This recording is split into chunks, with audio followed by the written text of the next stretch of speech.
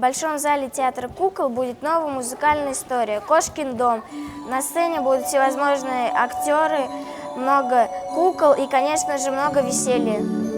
Башкирский государственный театр кукол подготовил премьеру спектакля по сказке советского классика Самуила Маршака «Кошкин дом».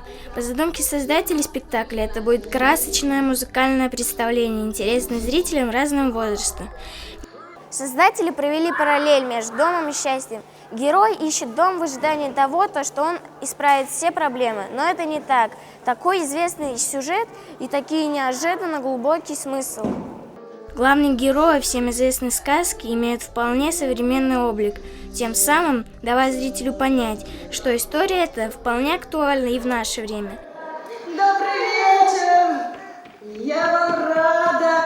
Да, ну чего от нас вам надо? На дворе и дождь, и снег.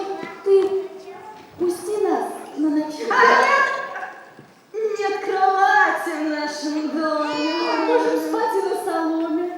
Это история о том, как выбирать настоящих друзей, которые познаются не только в радости, но и в беде. Тема важная для каждого. Спектакль как раз этому и учит.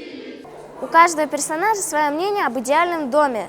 Возможно, так и у людей. Интересно наблюдать за кошками, ведь они такие же, как люди. Демьян Хабибурахманов, Рамазан Мусин. Специально для Горы новостей.